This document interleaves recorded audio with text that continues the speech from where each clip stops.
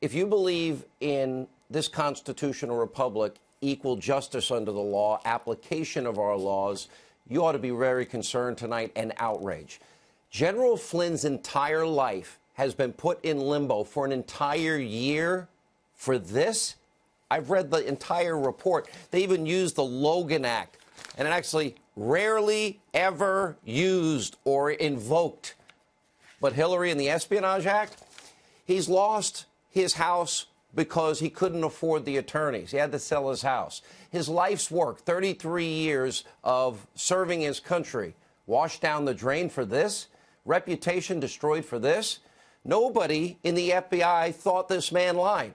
Comey didn't think so. McCabe didn't think so. Strzok, of all people, he didn't think so, and he interviewed Lieutenant General Flynn.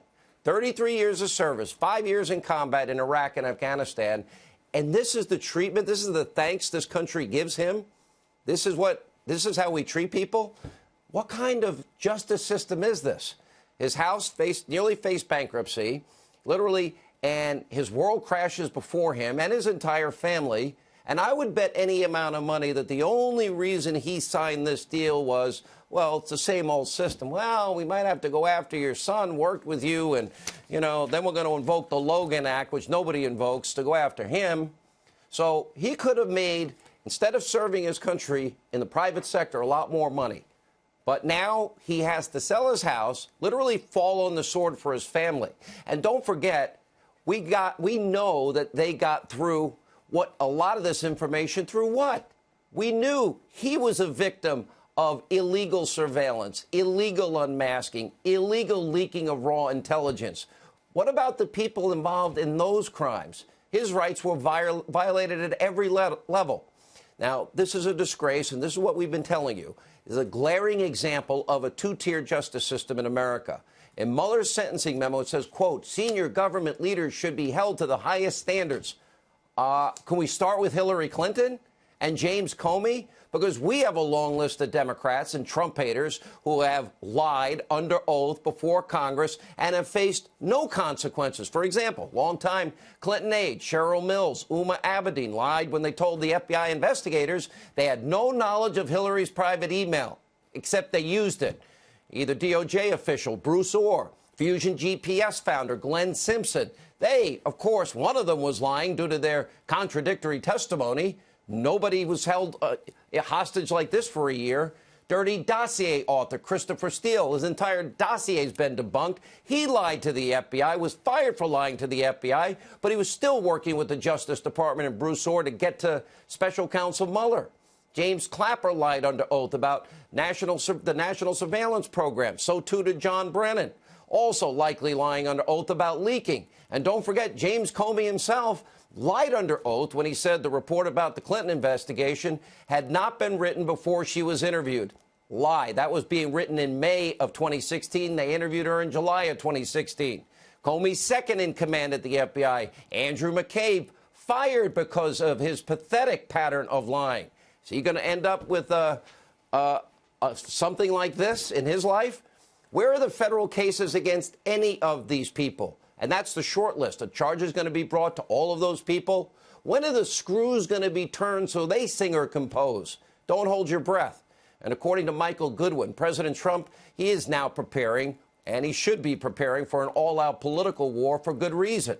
Robert Mueller and his team of partisan Democrats, even Clinton attorneys, and a pit bull that lost 9-0 in the Supreme Court, cost tens of thousands of people their job, Andrew Weissman, and put 4 innocent people once in jail, overturned by the Fifth Circuit.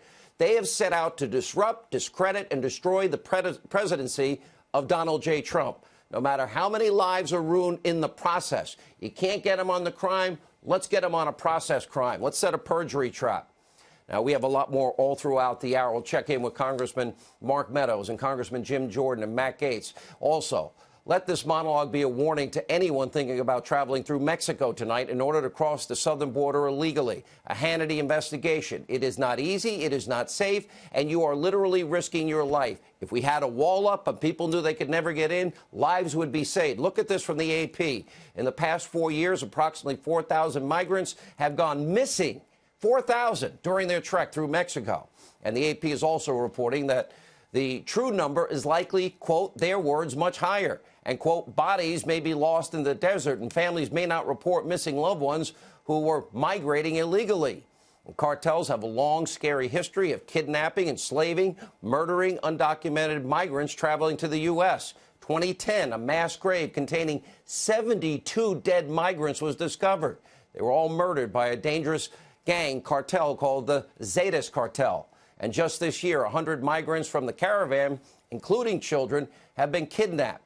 That same cartel is purportedly responsible for those who successfully do cross the border illegally. The risks continue, even within the United States, as they trek through rural areas of Texas, north of the border. Hundreds of bodies have been found, many dying of dehydration after getting lost in the desert. In one Texas county alone, over 550 bodies have been recovered since 2009. We talk about family separation. What about permanent family separation with people dying? Now, meanwhile, look at this video. Fencing along the southern border poses a serious risk for illegal immigrants unless we build a sufficient wall. This shocking video from Arizona shows a suspected smuggler, look at this, tossing children over an 18-foot border wall. Others below attempting to catch the kids. Look at this on the other side. Take a look at that video. One as young as 2 years old. In Tijuana, where the majority of the 10,000-plus members of the migrant caravan are indefinitely stuck in limbo, the conditions there are horrific. They face squalid campsites, insufficient facilities, rampant disease. A third of the migrants are now being treated for health-related issues. Tijuana's health department is reporting 3 confirmed cases of tuberculosis, 4 cases of HIV and AIDS, 4 cases of chickenpox, and a hepatitis outbreak. And yesterday, dozens of migrants attempted to sneak across the border near Tijuana, scaling a 10-foot metal fence. That's the one probably Chuck Schumer wants. Others were able to squeeze through gaps in the fencing near the coast. Most were apprehended. I have no doubt the majority of migrants headed to the U.S. are merely in search of a better life and more opportunity. That's why if a wall is properly built, it will secure people on both sides. And the door can be built, and we can reform our immigration system. But be warned. While immigrating into the U.S. is illegal, and not easy, coming across illegally can take your life through the southern border. Very harsh, risky, deadly.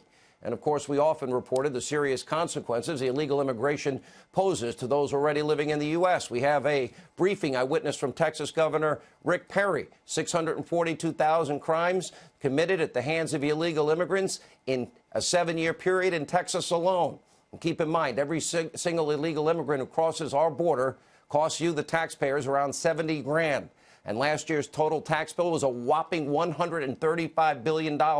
A massive border wall would cost just a fraction of that.